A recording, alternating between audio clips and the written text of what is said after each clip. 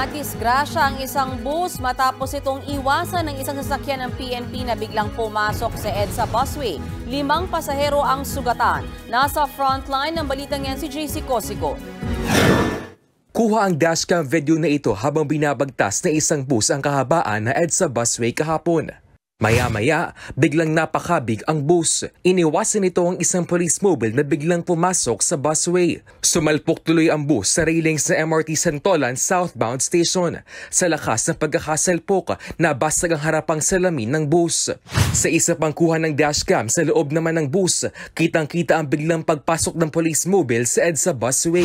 Kita rin ang lakas ng impact ng pagkakabangga ng bus sa mga haranga. Ang pasahero sa harap napahawak pa sa handrail ng bus. Pero sa lakas ng pagbangga, tumama ang ulo niya sa handrail. Ayon sa Department of Transportation, 5 pasahero ang nagtamo ng mga galos at bukol. May mga pasahero ring nahilo dahil sa insidente. Agad silang nirespondehan ng ambulansya. Sinusubukan pa rin ng News 5 na kunan ng pahayag ang Philippine National Police kaugnay nito. Pero hanggang ngayon, wala pa rin silang tugon. Bagamat kabila ang mga sasakyan ng pulisya sa mga pinapayagang gumamit na EDSA busway, paalala ng DOTR na MMDA, maging maingat pa rin sa pagmamaneho para iwas disgrasya.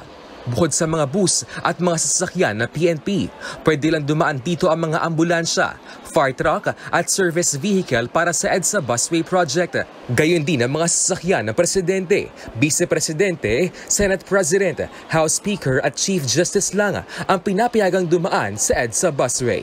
Nagbabalita mula sa Frontline, JC Cosico, News 5.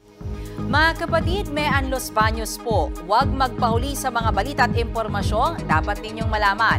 Para sa mas malawak na balitaan at diskusyon, mag-follow at mag-subscribe sa social media pages ng News 5.